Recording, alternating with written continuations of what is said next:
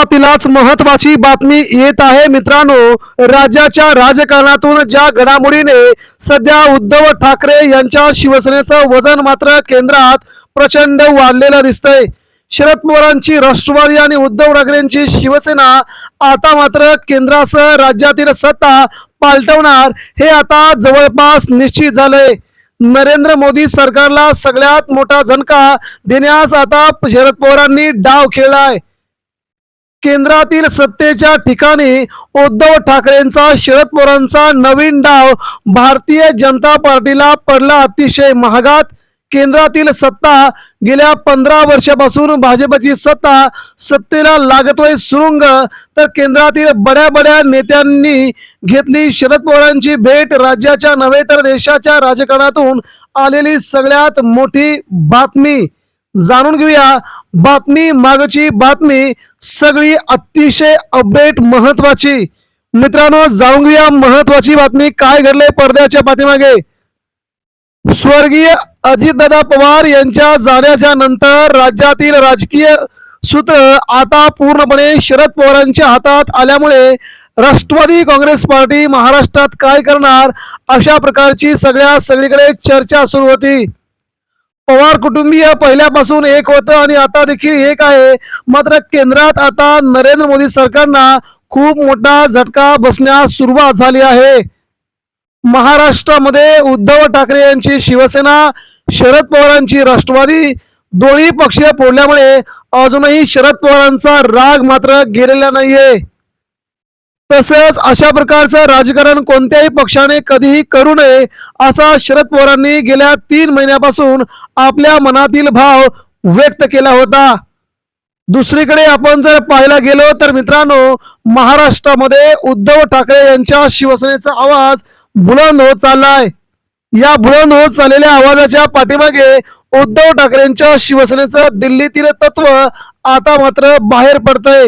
दिल्लीमध्ये ज्या प्रकारच्या उद्धव ठाकरेंनी आता खेळ्या करण्यास सुरुवात केली आहे, त्यामुळे राज्यात शिंदे सेनेला हे वातावरण जड जाऊन केंद्रात मात्र भाजपची प्रचंड गोची आतापर्यंत निर्माण झाली आहे। कारण की केंद्रातील बड्या नेत्यांनी बाहेर होऊन उद्धव ठाकरेंच्या जवळ येऊन ठाकरेंना सर्वोच्च स्थान देण्याचा जो प्रकार सुरू केला आहे, हे शरद पवारांची राजकीय खेळी भाजपला प्रचंड गोचीमध्ये आणते। भारतीय जनता पार्टीने ज्या प्रकारचं राजकारण गेल्या 3 वर्षामध्ये महाराष्ट्रामध्ये केलंय आणि आता देखील ज्या प्रकारचं राजकारण करते, त्यामुळे भाजपला पुढील राजकीय दिवस अतिशय वाईट असतील हे देखील त्यांना माहीत आहेत।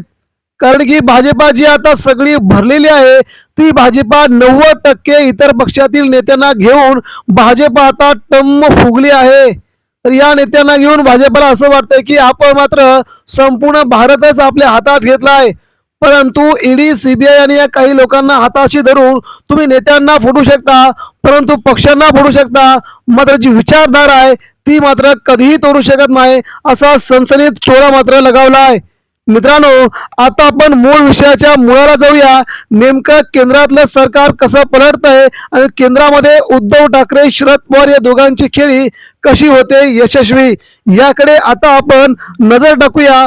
महाराष्ट्राच्या राजकारणात देखील भाजपची हवा गुल करण्यास शरद पवारांना मोठं यश येतंय, तर एकनाथ शिंदेने देखील आता भाजपच्या जवळ राहायचं की नाही हा विचार आता करायला सुरुवात केल्याची सगळ्यात मोठी अपडेट आता समोर आली आहे। जाणून घेऊया तीच बातमी जी केंद्रातून भाजपला सत्तेचा पायउतार करण्यास सक्षम ठरते। भाजपच्या त्रासाला कंटाळून आता एकनाथ शिंदेची शिवसेना बेजार झाली आहे। महाराष्ट्रामध्ये वेगवेगळ्या मंत्र्यांची उदाहरणं आपण समोर घेतली तर मंत्री आता भाजपच्या मंत्र्यांना कंटाळून आता सत्तेतून बाहेर पडण्याच्या धमक्या देऊ लागलेत। अशा गोष्टींपेक्षा सत्तेत नसलेलं बरं, इथपर्यंत बोलण्याची हिंमत सध्या शिंदेच्या मंत्र्यांची झाली आहे। दुसरीकडे पाहायला गेलं तर केंद्रामध्ये भारतीय जनता पार्टीला ज्याची भीती होती, अखेर त्याच गोष्टी समोर येऊ लागल्या आहेत।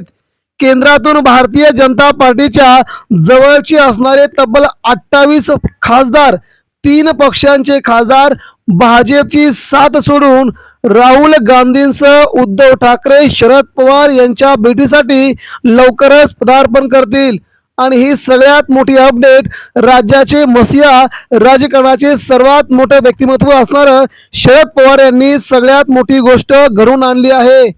देशाच्या राजकारणामध्ये भाजपचं जर अशी सत्ता चालली तर देशातलं संविधान, देशातील लोकशाही संपुष्टामध्ये येईल. या गोष्टींचा विचार करून दोन बड्या नेत्यांनी आता मात्र पडद्याच्या पाठीमागे सूत्र हलवण्यास सुरुवात केली आहे. त्या बड्या नेत्यांची नावं आहेत चंद्रबाबू नायडू आणि नितीश कुमार. मित्रांनो, या दोन नेत्यांनी भाजपला सळो की पळो करून सोडलंय. गेली 2 वर्ष सत्तेचा वाटा घेणारे हे पक्ष मात्र त्यांच्या राज्याविषयी जेव्हा केंद्राला पैसे मागतात, निधी मागतात, तेव्हा मात्र यांना 1 रुपयाचा निधी दिला गेला जात नाही. राज्याला, केंद्राला मंत्रिपदे दिली जात नाहीत. या सगळ्या गोष्टींचा आता जणू काही त्यांनी आता संपूर्णपणे फडशा पाडण्याला सुरुवात केली असून केंद्रात देखील भाजपची सत्ता उलथून टाकण्याच्या दृष्टीनं त्यांनी पावलं सुरू केली आहेत. नितीश कुमारांचे 14 आणि इकडे चंद्रबाबू नायडूंचे 18, सगळेच्या सगळे खासदार भाजपच्या विरोधात जाऊन ते आता सगळ्यात मोठा निर्णय घेणार आहेत. या पाठीमागे महाराष्ट्रातील 2 बडे नेते शरद पवार आणि उद्धव ठाकरे यांच्या मैत्रीचं कारण देत आता ते कोणाला पाठिंबा देणार की पुन्हा सत्तेमध्ये सगळ्यात मोठी हालचाल घडवून आणून राज्याचं राजकारण ताब्यात घेणार, हे आता लवकरच कळेल.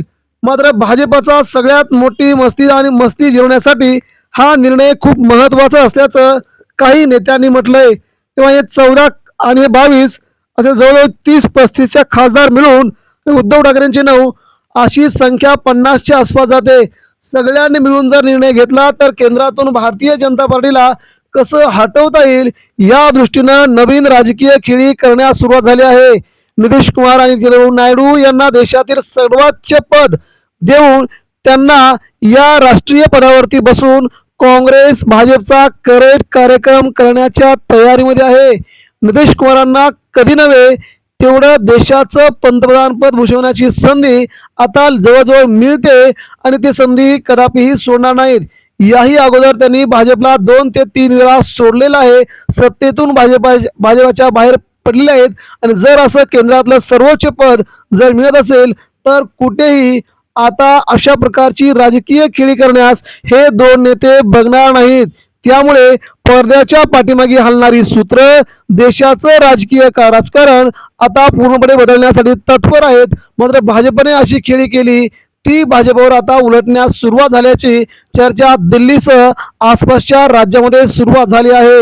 मित्रांनो, एकंदरीत राहुल गांधी यांनी सध्या लोकसभेमध्ये ज्या प्रकारचं वादळ उठवलंय त्या वादळामुळे हे सगळ्या गोष्टी घडामोडी घडतायत हे मात्र नक्की आहे. महाराष्ट्रातून देखील त्याला खूप मोठा पाठिंबा लवकरच मिळेल आणि अशा प्रकारची ही राजकीय खेळी राहुल गांधी यशस्वी करून केंद्रात भारतीय जनता पार्टीला मोठा झटका देण्याच्या तयारीत असल्याची ही सगळ्यात मोठी घडामोड तुम्हाला देखील लवकरच ऐकायला मिळेल. मित्रांनो, आपणाला काय वाटतंय? देशाचं राजकारण भारतीय जनता पार्टी बाहेर बाजूला सारण्याची प्रक्रिया लवकरच पूर्ण होईल. या बाबतीत आपल्या प्रतिक्रिया आमच्यापर्यंत पोहोचवा. धन्यवाद.